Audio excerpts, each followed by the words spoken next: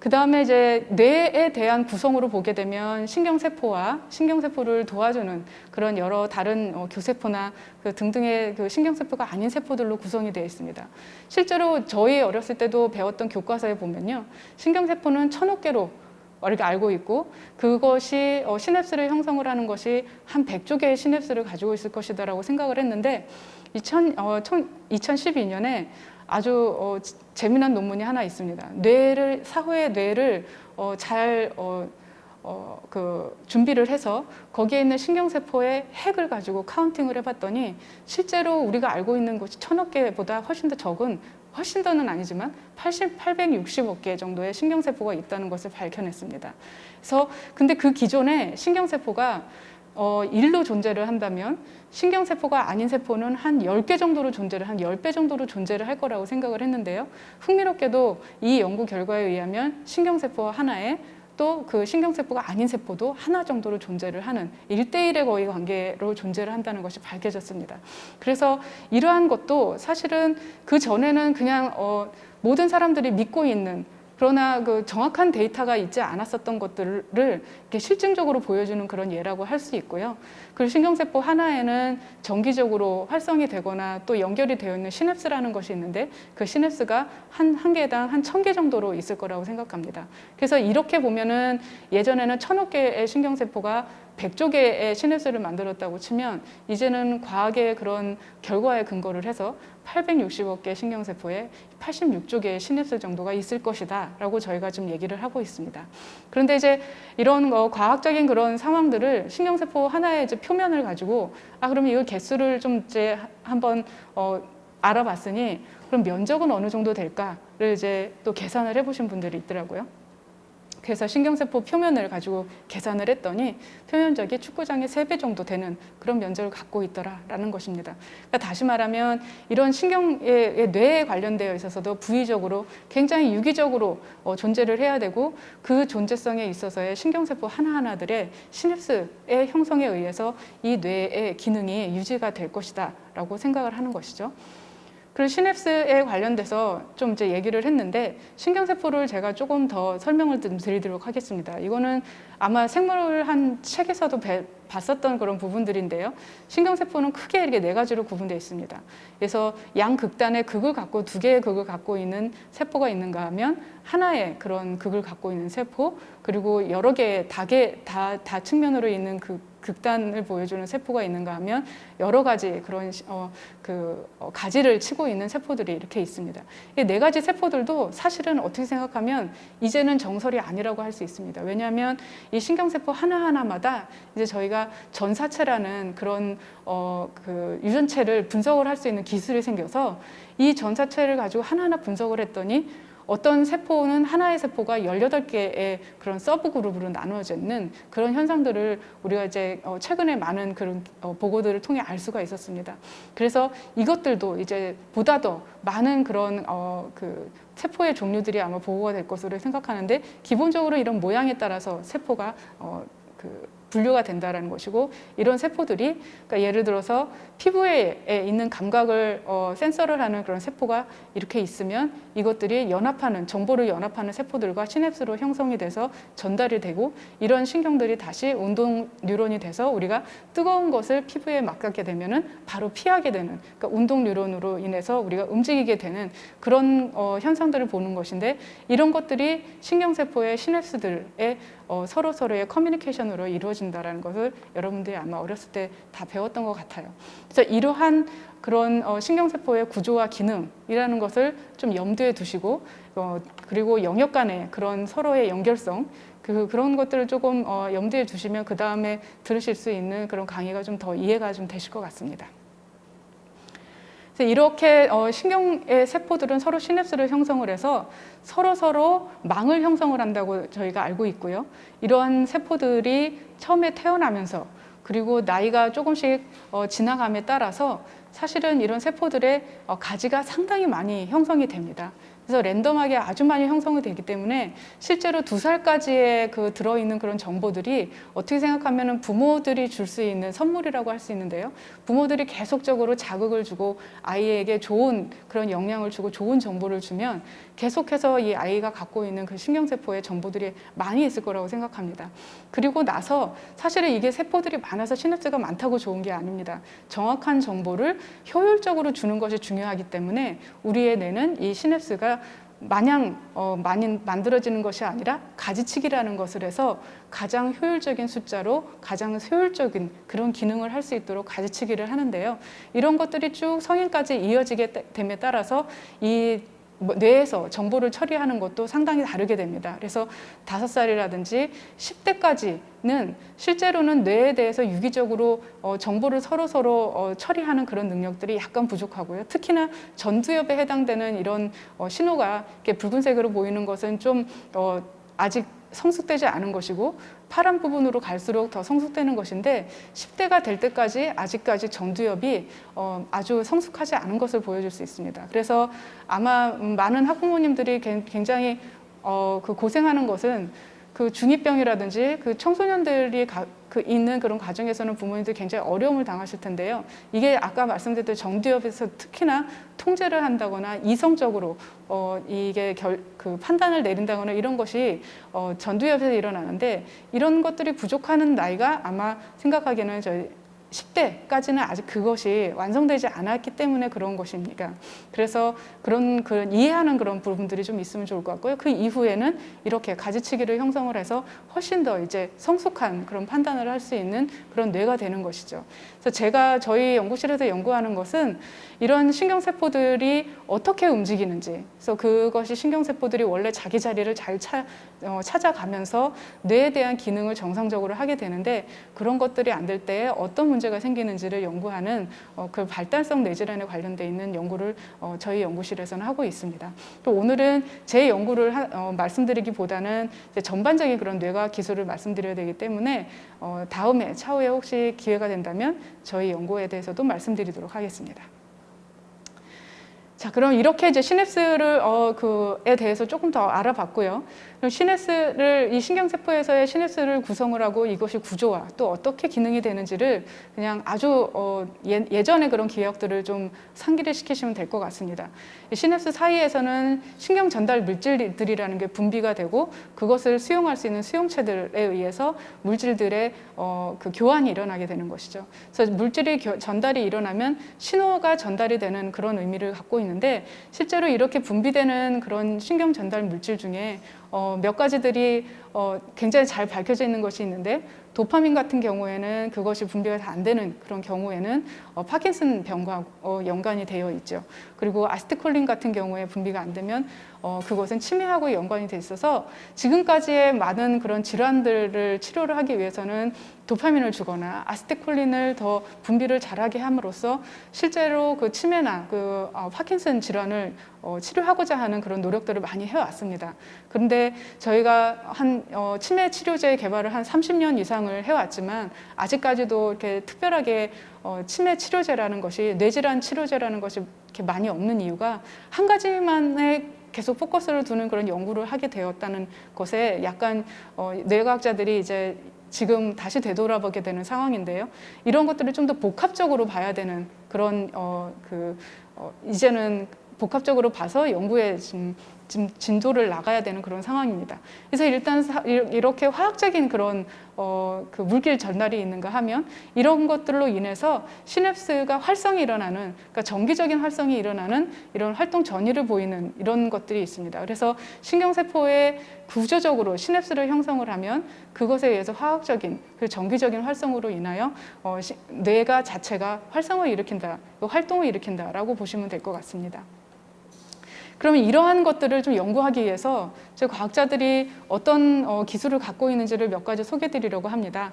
일단은 뇌에 대해서 어떤 부위가 어느 곳하고 연결이 되어 있는지를 좀 연구를 하려면 이와 같이 뇌에 대해서 뇌에 저희가 주입을 하는 그런 형광 물질이 입혀지는 바이러스를 저희가 주입을 하게 됩니다. 그러면 그것들이 신경세포 하나하나를 따라서 세포들이 염색이 되고 그것이 처음부터 끝단까지 어떻게 연결이 되어 있는지를 보는 것이죠. 그래서 두정엽이라는 곳에 전전두엽이 어떻게 연결이 되는지를 이런 식으로 저희가 연구를 하게 되는 것입니다. 그래서 구조적으로 보게 되면은 이런 하나하나를 저희가 이제 마킹을 함으로써 그 부위별로 연결성을 확인을 하게 되는데요.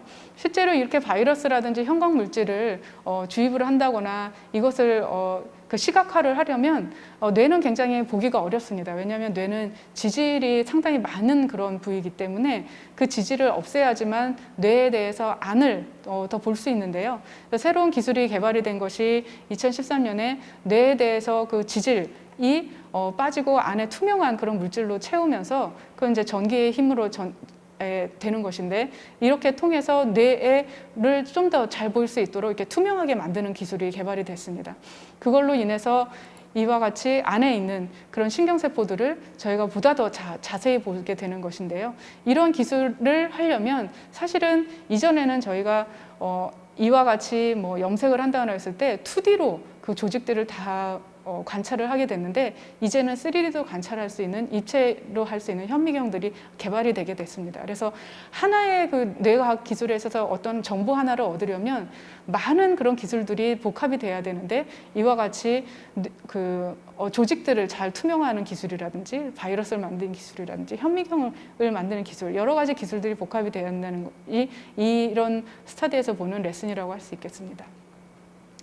또 하나는 앞에서 말씀드렸던 것은 세포와 세포 간의 그런 연결성이라는 것들을 볼 때는 굉장히 유용하지만 이 세포가 훨씬 더 그 시냅스를 형성을 한다든지 그 시냅스 사이에서의 어떤 물질들이 교환되는지를 좀 더 자세히 보려면 전자현미경이라는 기법을 통해서 저희가 확인을 할 수가 있는데요. 이 전자현미경의 기법을 통해서 그 2D로 모든 이미지를 다 구성을 하게 되면은 이와 같이 하나하나의 색깔을 입히는 그런 업무가 있습니다. 근데 이러한 색깔들을 입히는 그런 업무가 사실은 사람이 그냥 보기에는 이게 신경세포이냐 아니냐를 눈으로 확인해야 되기 때문에 수만 장의 이 이미지를 그렇게 보기는 어렵거든요. 그래서 인공지능 기법을 통해서 이것이 신경세포야 라고 러닝을 계속 하게 되면은 세포들 하나하나를 컬러링을 해서 이와 같이 여러 색깔로 슈도 색깔로 이렇게 보이게 되는데요. 이렇게 되면은 신경세포와 또 신경세포 아닌 세포, 근접한 세포들이 어떻게 되어 있는지를 훨씬 더 구체적으로 알 수 있게 됩니다. 그래서 이런 방법을 통해서 구조적인 그런 뇌의 그 모양들을 저희가 연구를 하게 되는데요. 여기를 이런 기술을 가지고서 하는 것 중에 가장 대표적인 것이 예쁜 꼬마 선충이라는 그런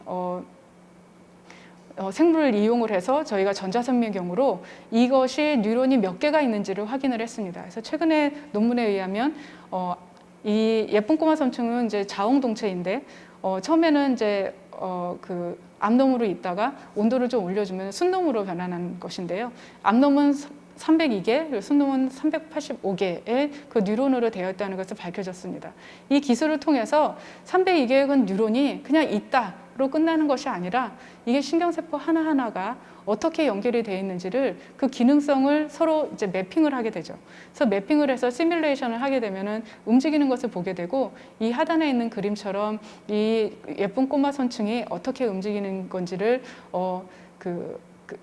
기계학습으로 받고 이것을 모델링을 했을 때 이렇게 로봇 같은 그런 모양으로 이 예쁜 꼬마 선충과 같이 움직이는 것을 확인할 수가 있었습니다. 그래서 이것을 이제 아직은 테스트로 지금 하고 있는데요. 사실은 이런 기술을 가지고서 앞으로 더 무궁무진하게 활용을 할 수 있는 기기가 될 수 있는 것입니다. 제가 생각하기에는 기초과학이라는 것이 이렇게 그냥 무한히 그냥 저희가 데이터를 만든다거나 어떤 것을 발견을 한다거나 끝나는 것이 아니라 이것을 가지고 활용을 했을 때 보다 더 많은 것들을 할 수 있게 된다는 사실을 여러분들에게 좀 말씀드리고 싶습니다. 앞서서 말씀드렸던 것은 구조에 대한 그런 뇌에 대해서 구조를 어떻게 공부를 할 것인가에 대한 기술이라면 이제 말씀드릴 내용은 활성에 대한 것입니다. 아까 말씀드렸던 것처럼 신경세포가 시냅스를 형성을 해서 활성을 하게 되는 그런 상황인데요. 이런 활성들을 이용을 해야 되겠죠. 그래서 이런 활성들이 실제로 생체 내에서 어떻게 일어나는지를 확인하는 그런 노력들을 상당히 많이 하고 있습니다. 여기에서의 기술은 탐침을 만드는 기술로 인해서 훨씬 더 발전이 됐는데요. 여러 개의 그 신경세포들을 확인을 하기 위해서 여러 탐침들을 만드는데 지금 여기와 같이 쥐에 삽입을 한다거나 해서 이 쥐에 있는 신경세포 하나하나에 그 부위에서 어떻게 신경세포가 활성이 되는지를 확인을 하는 것입니다. 그래서 최근에 논문에 의하면 쥐, 또 그 쥐에 이용한 그런 탐침들하고 유사한 것들을 만들어서 사람에게도 이 탐침을 임플란트를 하는데요. 이런 것들을 통해서 메모리가 상당히 향상이 되는 그런 논문들이 최근에 이제 많이 발표가 되고 있습니다. 그래서 이런 탐침들을 통해서 공학적인 그런 기술인데 이런 기술들을 통해서 뭐 쥐라든지 동물 모델에서의 신경세포의 하나하나의 활성을 확인할 수도 있고요. 그리고 그것을 스티뮬레이션 시키거나 그것의 뇌에 대한 기능을 더 향상시키는 데도 도움이 되는 이런 칩들을 많이 개발을 하게 되는 것입니다. 그러면은 이제 이런 탐침들이 또 다른 곳에도 이제 이용이 되는데요. 최근에는 광 유전학 기술을 통해서 행동을 많이 조절하거나 인지 기능을 향상하고자 하는 노력이 있습니다. 이거 같은 경우는 이제 쥐에 탐침을 꽂는데 여기에 이제 광을 쏘이게 되면은 그 광에 그 반응을 할 수 있도록 세포를 변형을 하게 됩니다. 그래서 여기는 이제 변형된 그 쥐들을 사용을 하게 되는데요. 그래서 이 광을 쪼여주면 이 행동들이 변하게 되는데 어떤 것은 더 폭력적으로, 어떤 것은 뭐 좀 더 그 약물에 탐닉을 한다든지 이런 것으로 행동을 저희가 변화를 줄 수가 있습니다. 그래서 이러한 그런 기술을 가지고 있고 또 하나는 이런 탐침이라든지 이런 기본 기술로 인해서 칩을 임플란트를 하게 되면 브레인머신 인터페이스라는 그런 기술의 근간이 되는데요.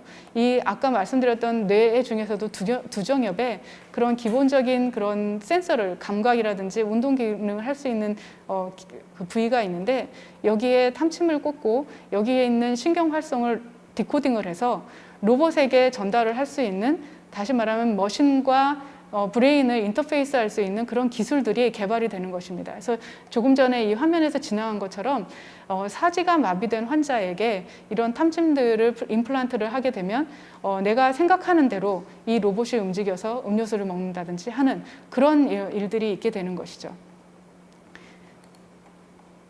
그런데 이제 이런 기술들은 사지마비의 그런 환자들에게 유용한 기술이기도 하지만 사실은 어떻게 생각하면 뇌에 대한 그런 신호를 타자가 이용을 할 수도 있는 그런 상황이 상상을 해볼 수가 있는 것입니다. 그래서 저희가 아는 것처럼 그 아바타라는 그런 영화가 2009년에 나왔는데요. 이 아바타는 결국에 생각으로 내가 아닌 나와 유사한 그런 카피된 개체가 움직이는 그런 것들을 상상을 하게끔 하는 것인데 실제로 이것이 동물 모델에서도 재현이 된 상황이 있습니다. 그래서 원숭이의 그 뇌에 이렇게 칩을 임플란트를 시켜놓고 여기에 신호를 받아서 디코딩을 한 다음에 다른 방에 있는 원숭이에게 움직일 수 있는 그런 운동신경에 될 수 있는 척추에다가 이 임플란트를 하게 되는데요. 이 신호를 전달을 하게 되면 옆에 있는 이 원래의 원숭이가 생각하는 대로 이 아바타라고 하는 원숭이가 움직이는 그런 상황들을 볼 수 있습니다. 그래서 여기서의 태스크는 이 가운데에 불빛이 일어나게 되면은 이 레버를 위로 올려서 이 녹색까지 가게 하는 그런 태스크를 시키는 건데 실제로 여기에서의 원숭이 두 마리를 가지고 그 테스트를 해봤더니 상당히 근접하게 한 마리는 이 위에까지 상당히 근접하게 가는 것을 볼 수 있었고 한 마리는 시도를 하는 것으로 볼 수 있었습니다. 그래서 이것이 동물 모델에서 어떻게 생각하면 아바타를 좀 재현을 했다고 할 수 있는데 아직까지 뭐 진짜로 영화에서 나오는 그런 아바타의 기술을 재현하기는 불가능하지만 이론적으로는 가능할 수도 있겠다라는 것을 저희가 알게 되었습니다. 근데 이제 좀 더 지루하니까 제가 좀 약간 우스갯소리를 드리면 사실은 우리나라에서는 훨씬 더 이전에 그 아바타의 개념을 BMI 기술을 접목한 애니메이션이 있었죠. 로봇 태권브이인데 실제로 이것은 76년에 만들어진 영화인데 72년에 거의 원래 대항하기에서 만들었던 로봇 짱가가 있습니다. 그런데 이 로봇은 사람이 들어가서 기계적으로 움직여야 할 수 있는 마징가 제트네요. 마징가 제트인데 이것은 사람이 직접 가서 움직여야 되는데 로봇 태권브이는 이 훈이가 태권도를 하게 되면 이 로봇이 그대로 따라하는 그런 현상들을 봤는데 실제로 이것이 우리나라의 최초의 BMI 아이디어라고 얘기하는 사람들도 있습니다. 어쨌든 각설하고 여기에서의 중요한 것은 기본적인 그런 탐침 기술을 이용을 해서 뇌에 대한 신호를 받고 그것을 디코딩해서 새로운 것, 새로운 개체, 로봇을 움직이게 할 수 있는 그런 컨셉츄얼리 저희가 가능한, 현실 가능한 기술이 있다라는 것을 제가 말씀드리고 싶습니다. 그러면 이런 그런 기술들에 대해서 사람들이 사실은 많이 상상을 하게 되죠. 그러면 이제 조만간 새로운 그런 유형의 로봇들도 만들어지겠고, 그래서 인간에게 보다 더 현실적으로 다가갈 수 있는 인공지능도 있겠구나라고 생각을 하게 되는데요. 그래서 과학기술에 대해서 한번 조사를 해본 적이 있습니다. 그래서 2017년에 조사를 했는데, 뭐 4차 산업이라는 것으로 일단 묶기는 했지만 이런 인공지능 그리고 앞으로의 미래 기술에 대해서 어떻게 생각하는지를 사람들한테 물어봤는데 기대가 매우 크다라는 그런 답변이 있었고 우려가 크다라는 답변도 있습니다. 그래서 보시는 바와 같이 거의 비슷한 그런 그 숫자로 사람들이 답을 했는데요. 여기서 기대가 크다라는 사람들은 일단 생활의 편리성, 그러니까 우리가 생각하는 지금까지 생각했었던 그런 로봇들에 의한 자동화 이런 것들에 의해서 많이 편리했죠. 그래서 로봇 청소기라든지 뭐 여러 가지 생활에 지금 근접한 로봇들이 있는데 그런 것들로 인해서 편리하다고 생각하는 면이 있고, 또 하나는 여러 인공지능 그런 것들로 인해서 앞으로 질병에서 좀 자유로워질 수 있지 않을까라는 기대감이 있습니다. 그거에 또 더불어서 수명 연장에 대한 기대감도 있고요. 또 하나는 더 즐거워질 것이다. 여가 시간이 증가돼서 우리가 이것으로 인해서 더 즐거운 시간이 될 것이다라고 기대하는 반면에 또 우려하는 면들도 있습니다. 이것들로 인해서 일자리가 감소한다는 것이 가장 많은 그 사람들의 의견일 것 같고요. 또 하나는 인간에 대한 존재성의 가치, 이런 것들이 하락을 할 것이고 그것으로 인해서 여러 가지 그 빈부격차도 심해질 것이다. 그런 기계에 의해서라는 것들도 있을 수가 있겠습니다. 그래서 기대와 우려가 있는데 실제로 그럼 제가 이제 여기 계시는 그 시청자분들에게 좀 물어보고 싶은데요. 우리가 이제 인공지능 그리고 인간의 그런 지능을 갖고 있는 인공지능이라는 것을 우리가 그냥 통틀어서 요즘 휴머노이드라는 말을 하는데, 휴머노이드에 대해서 들어본 적이 있으신 분, 그냥 마음속으로 이제 여기서는 대답을 하시면 될 것 같습니다. 실제로 제가 여기에는 이제 데이터들이 저희가 설문조사한 데이터가 있는데 몇 개를 제가 이제 앞으로 질문을 드릴 거예요. 근데 저희가 아직 이것을 논문화하지 못했기 때문에 발표를 하지 못해서 여기서 데이터를 보여드리지는 못하고, 대신에 이거는 이 조사에 대해서는 어느 정도 그 결론이 나여 있는 상황에서 제가 여러분들한테 그냥 가볍게 물어보고 싶었던 것입니다. 휴머노이드에 대해서 알고 있다, 혹은 들어본 적이 있으신 분이 있다. 근데 대부분 알고 있다가 많으셨을 거라고 생각하는데 저희가 조사한 바에 의하면 알고 있다는 36% 정도 나왔고요. 들어본 적이 있지만 잘 모른다라고 하신 분이 38분이에요. 그러니까 우리나라에서 뭐 여기에서는 이제 우리나라라고 대표할 수는 없지만 설문한 그런 사람들 입장에서 보면은 한 70%가 넘게 들어본 적도 있고 또 그 부분에서는 아는 부분이 있는 거죠. 그래서 여기에 대해서 관심이 있다라고 생각하시는 분, 혹은 관심이 없다. 거의 비슷하게 저희 결과에서는 나왔어요. 그런데 이런 휴머노이드를 어디에다 사용하면 좋을 것인가 물어봤는데 단순 노동에만 사용해야 된다고 생각하시는 분들이 대부분이시더라고요. 그리고 그럼 이런 그런 휴머노이드에 실제로 인간지능을 장착하는 것이 가능한 것인가? 가능하다고 생각하시는 분이 한 27%, 아니라고 생각하시는 분이 36% 쟀는데 실제로 인공지능에 대한 인간지능을 장착한 인공지능은 나올 수가 있다라고도 지금 생각을 할 수가 있는 것이죠. 근데 문제는 앞서서 말씀드렸던 것처럼 여러 가지의 기대점이 있지만 우려점이 있는 것이죠. 그래서 이것이 만약에 문제가 일으키거나 이 로봇에 의해서 법률상의 문제가 생기면 이것은 누구의 책임일까? 를 물어봤습니다. 여러분은 누구의 책임이라고 생각하시죠? 네, 저희가 조사한 바로는 제조사가 60%의 책임이 있다고 대답을 하셨고, 거기에 사용자, 근데 이제 심지어 로봇도 책임이 있다라고 5.5%가 얘기를 했는데 실제로는 만든 곳에서 제조사의 문제다라고 생각을 하는 것 같습니다. 아마도 이것은 저희한테 가장 그 가깝게 있는 뭐 자동차라든지 이런 것들에서 문제가 생기면 제조사에서 리콜을 하듯이 로봇도 그렇게 할 것이다라고 생각을 하고 있는 거죠. 근데 이거는 이제 단순 노동에 관련되어 있는 것인데 실제로 굉장히 복잡한 그런 상위의 그런 결정들이 내려졌을 때 로봇에 의해서 상해를 받게 되거나 그러면 굉장히 사회적으로 미치는 영향이 큰 것 같습니다. 그래서 여러분들이 생각하시는 휴머노이드, 그래 앞으로의 뇌과학의 미래는 어떤지 한번 이 시간에 다시 한번 생각을 해보시면 좋을 것 같습니다.